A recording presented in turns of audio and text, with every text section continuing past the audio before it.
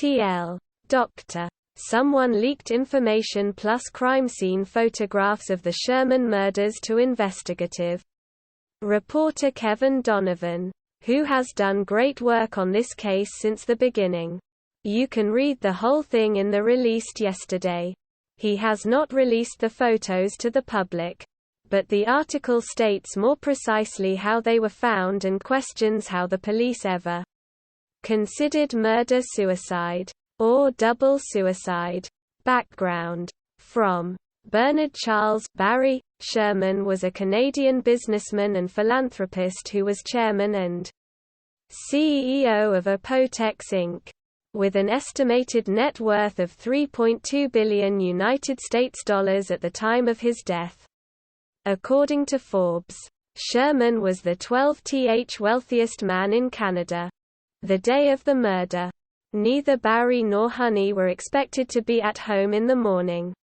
The cleaning staff had already let themselves in with a recently installed lockbox when a pair of real estate agents arrived around mid-morning with a couple interested in the property.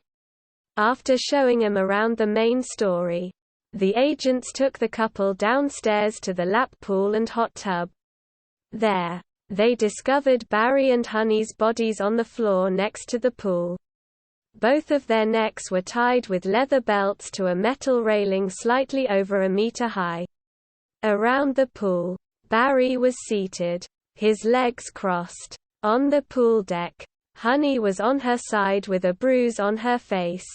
Coats pulled down over their shoulders restraining their arms. They were facing away from the water and fully clothed.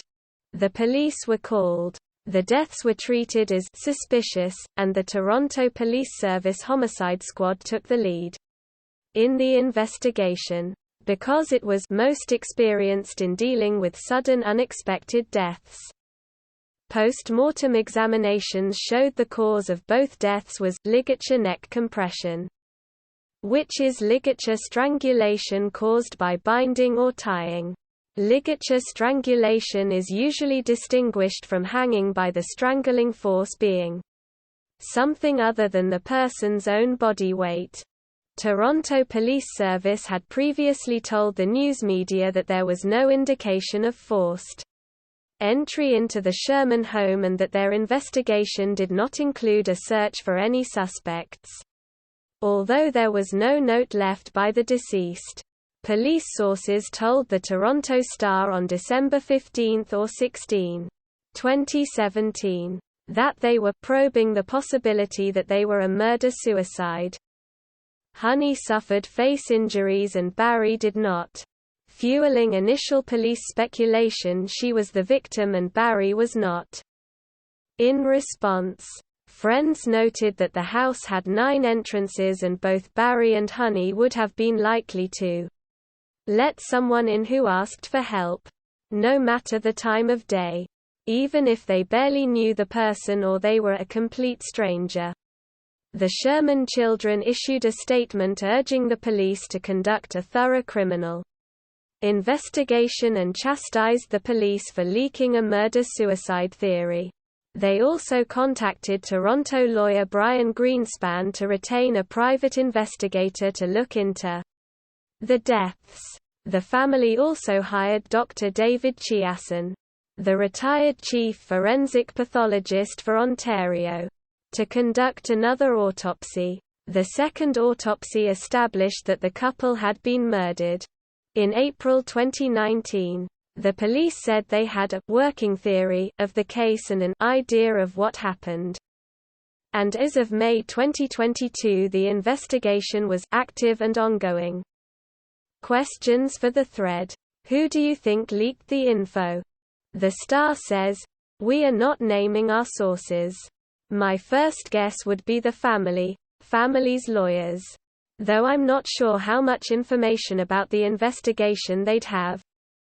The original pathologist shared photos of the crime scene and first autopsy with the pathologist, paid by the family to do a second, private autopsy, so the family's lawyers could have acquired some information that way. The family also paid for their own private investigation and have put up a $10 million reward. So they could have been handed information via that route. However, Donovan has many contacts related to this case. Whoever the source, the Star got the family's permission before releasing this article, with the graphic showing in format. Why do you think it took so long to declare it a double homicide? On the part of the original pathologist, I feel it may have been somewhat outside of their purview to specify if the deaths in this case were double murder, murder-suicide, or double suicide, e.g. they could state the cause of death was ligature asphyxiation. But the exact manner of death may have not been apparent during autopsy. Question for those more knowledgeable: would a pathologist be expected to state if the belts were the likely cause of the asphyxiation, or if the ligature and positioning of the bodies could have been self-administered? The pathologist seemed very willing to provide the private pathologist with all necessary photos and information, and was in attendance at the second autopsy.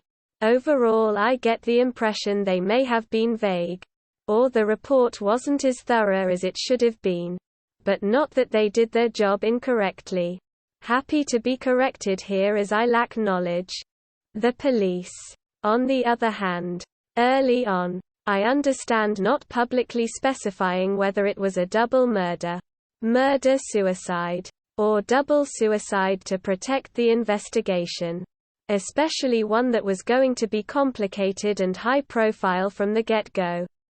But the off-the-cuff remark from a policeman to a news crew directly and the leaked info from the beginning of the investigation indicates that they believed it was murder-suicide at the outset, at the expense of other avenues, including not collecting evidence in a timely manner.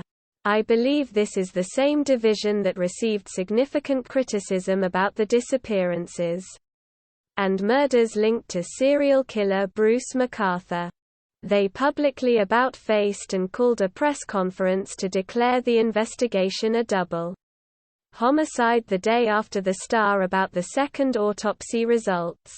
Did the second autopsy really make the police review the case? Or did the article's publication force them to make public what they already knew?